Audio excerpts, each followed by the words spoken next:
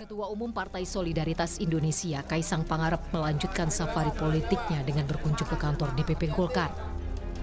1 jam melakukan pertemuan tertutup, Ketua Umum Partai Golkar Erlangga Hartarto dan Ketua Umum PSI Kaisang Pangarep belum menghasilkan kesepakatan apakah Kaisang akan diusung di Pilkada Jakarta atau Jawa Tengah. Yang jelas, Golkar siap mendukung apapun pilihan putra bungsu Presiden Jokowi itu nantinya. Jika Kaisang memutuskan maju di Jakarta, Golkar siap menyodorkan kadernya Yusuf Hamka sebagai pendamping Kaisang.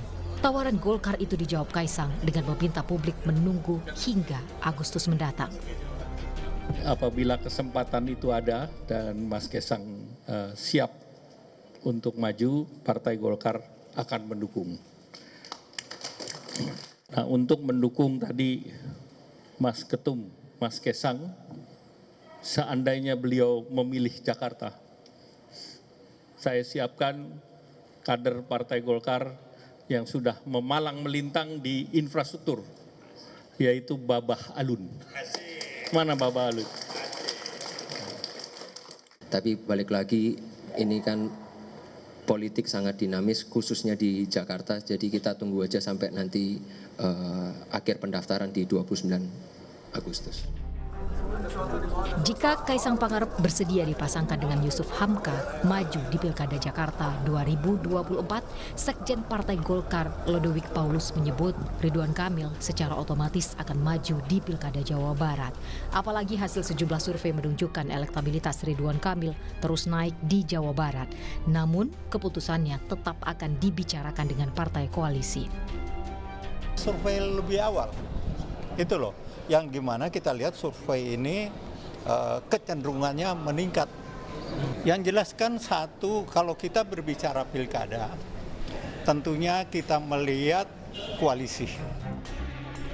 Sementara itu, Ridwan Kamil menyebut Partai Golkar belum memutuskan apakah akan mengusung dirinya di Pilkada Jakarta atau Jawa Barat. Menurut Ridwan Kamil, nasibnya di Pilkada akan diputuskan Golkar beserta Parpol Koalisi Indonesia Maju dalam 1 hingga 2 minggu ke depan. Nggak bisa mengukur takdir dengan survei hari ini. Hari ini tinggi, belum tentu menang, hari ini rendah, belum tentu juga kalah, kan begitu. Nah, poinnya sekarang nggak usah terlalu ngomongin elektabilitas, karena bendera pertempurannya kan belum dimulai. Yang sekarang dilakukan adalah menghitung koalisi. Nah, perhitungan itu masih dihitung, khusus jabat DKI belum dihitung, karena masih pemilu. Kurang dari 2 bulan waktu pendaftaran pilkada, proses penentuan calon yang akan diusung semakin dinamis. Masing-masing partai tentu ingin menyodorkan jagoannya, meski potensi pecah kongsi koalisi jadi pertaruhannya. Tim Liputan Kompas TV. Pertemuan Ketua Umum Partai Solidaritas Indonesia Kaisang Pangarep dengan Ketua Umum dan juga pengurus teras Golkar Kamis kemarin ini memunculkan nama Yusuf Hamka yang akan diusung mendampingi Kaisang jika nantinya benar maju di Pilkada Jakarta. Dan jika Kaisang Yusuf Hamka jadi diusung di Jakarta, Golkar menyebut otomatis Ridwan Kamil akan maju di Pilkada Jawa Barat. Lalu seperti apa hitung-hitungannya? Sore hari ini di Rumah Pemilu kita bahas bersama dengan analis komunikasi politik dari Universitas Padjadjaran, ada Kunto Adiwibowo. Mas Kunto, selamat sore. Selamat sore. Yusuf Hamka ini kan jadi bargaining Golkar ya, supaya bisa tetap memajukan Ridwan Kamil di Jawa Barat, menurut Anda? Ya, kalau menurut saya kan memang ini masih lama ya Mbak ya. Tadi masih banyak jikanya. Jadi kan tadi juga keterangannya Pak Erlangga juga jika Mas Kaisang nanti kan gitu. Masih ada jika, masih ada nanti gitu kan.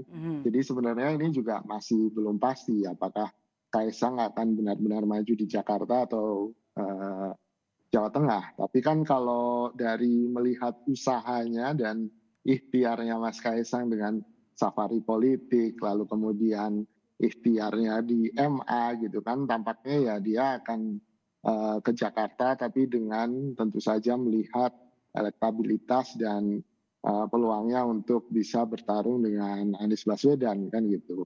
Kalaupun maju dan kalah kan agak memalukan keluarganya kan gitu. Nah kalau soal Babah Alun atau Yusuf Hamka sendiri, saya melihatnya ya ini tawaran Golkar untuk kemudian menepis asanya atau harapannya Ridwan Kamil supaya jangan terlalu berharap di Jakarta kayaknya gitu. Oke, kenapa nama Yusuf Hamka? Apa yang Anda lihat di balik nama kader lama dari Partai Golkar ini? Apakah memang karena bos dari jalan tol, kemudian juga punya background pengusaha? Apa yang kemudian Anda lihat? Kan nama Yusuf Hamka juga belum pernah ya masuk dalam radar atau dalam bursa dari Pilkada Jakarta. Iya, kalau ini kan satu ada pertimbangan Golkar tentu saja. Tapi kalau kita lihat dari sisi pemilih, ketika nama Kaisang disandingkan dengan Yusuf Hamka, ini akan menimbulkan chemistry yang menarik gitu, Mbak. Yang pertama adalah yang satu senior, yang satunya junior. Jadi di sini kan Yusuf Hamka sebagai wakil mungkin akan mengisi jam terbang atau pengalaman yang tidak dimiliki oleh Kaisang misalnya. Atau kemudian Yusuf Hamka bisa mengisi di bagian infrastrukturnya. Dan Yusuf Hamka juga harus dicatat adalah dia punya fanbase yang luar biasa yang kemarin sempat marah-marah ke pemerintah gara-gara nggak dibayar-bayar. Ganti rugi tolnya ya. Ya, oke. Dan cukup banyak simpatisan kan, dan di situ kan bisa menarik simpatisan Yusuf Hamka untuk memilih pasangan ini. Oke. Selama ini kan memang yang dinanti adalah rival yang sama-sama kuat dengan Anies Baswedan. Nanti kalau misalnya benar ada duet atau benar-benar terjadi duet Kaisang Yusuf Hamka maju di Jakarta, Anda lihat peluang menangnya gimana nih, Mas Kunto? Ya, saya melihat peluang Kaisang tetap ada, walaupun ya kita harus realistis ya, dalam hitung-hitungan di atas kertas mungkin elektabilitas Anies susah untuk dikejar ya sampai sekarang gitu. Tapi di lain sisi Kaisang dan di baliknya ada Pak Jokowi kan, di baliknya lagi ada Wakil Presiden terpilih Gibran, kakaknya gitu kan, tentu nggak tinggal diam. Mereka pasti akan melakukan banyak manuver politik dan mungkin operasi-operasi untuk bisa memenangkan pasangan Kaisang dan mungkin siapapun wakilnya nanti di Pilkada DKI gitu.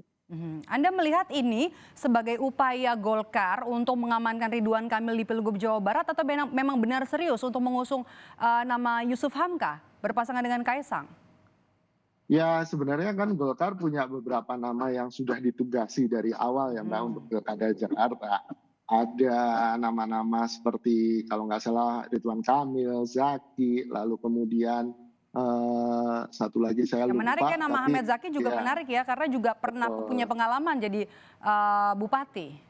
Betul, pernah jadi kepala daerah. Tapi kemudian ketika sekarang jadi Bapak Halun ini juga agak mengejutkan bagaimana dengan nasib surat tugas kemarin dan bagaimana hasil survei Bapak Halun, karena pasti kalau Golkar akan menggunakan survei sebagai salah satu ya, tentu saja bukan satu-satunya pertimbangan dalam memilih calon kepala daerah, baik itu wakil maupun gubernur gitu Mbak. Oke.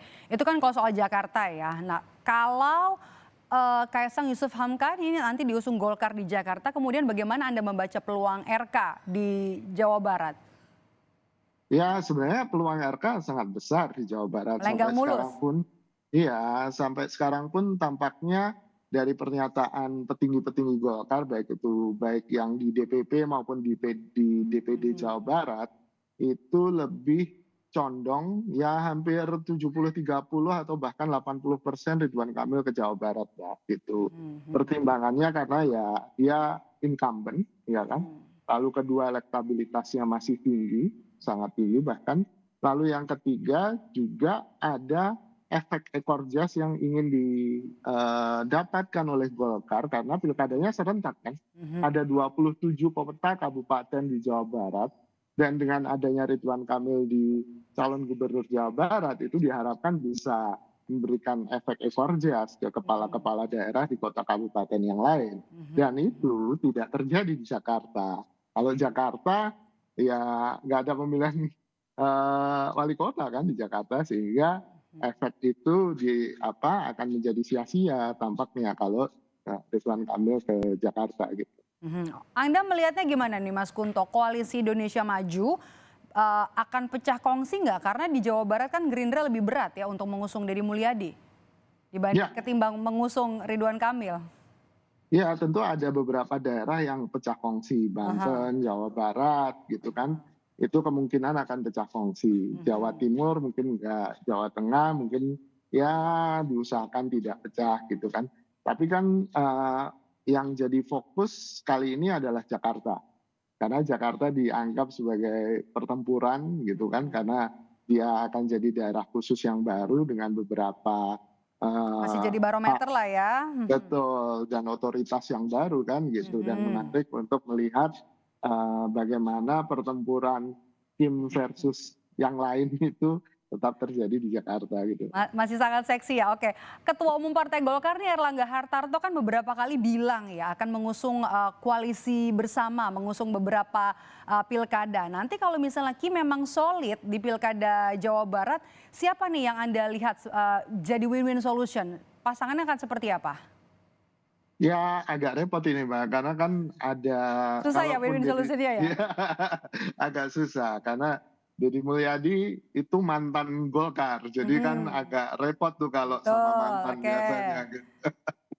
Jadi sangat mungkin pecah kongsi. Sangat mungkin pecah kongsi. Oke, jadi tidak ada peluang untuk win-win solution dan pecah kongsi termasuk di beberapa daerah nanti di Pilkada 2024 ini ya Anda melihat ya, termasuk di daerah-daerah yang dianggap penting. Betul, karena dinamika politik di daerah akan berbeda. Lebih pada tokoh daripada partai, dan tokoh akan lebih jadi mercusuar daripada partainya, dan ini kan yang membuat sangat susah membangun koalisi antar partai walaupun di pusat udah oke nih koalisinya, tapi ketika ditarik di daerah tokoh-tokohnya nggak mau, dan ini yang jadi problem kan gitu. Ini yang jadi masalah ketika Kim ingin terus semua daerah koalisinya tetap berjalan gitu. Dan mungkin menurut saya ini juga salah satu dinamika daerah yang menarik gitu, karena ya ini membuktikan bahwa politik di daerah juga punya dinamikanya sendiri gitu Mbak. Kalau gitu Anda melihat nggak pecah kongsi di pilkada ini juga punya efek ke koalisi di pusat, Anda lihat begitu? Saya pikir enggak sih Mbak, tidak sekuat itu kecuali Jakarta ya gitu. Oke, jadi memang kemungkinan ya, dan beberapa ketua umum juga memang sudah bilang meskipun juga dirasa bakal kuat koalisi Indonesia Maju nanti di beberapa daerah, kita tunggu saja nanti apakah memang benar koalisi Indonesia Maju akan berkoalisi kuat di beberapa pilkada serentak 2024. Kita masih nantikan pada saat waktu pendaftarannya. Terima kasih sudah bergabung bersama kami Mas Kunto, sehat selalu. Terima kasih.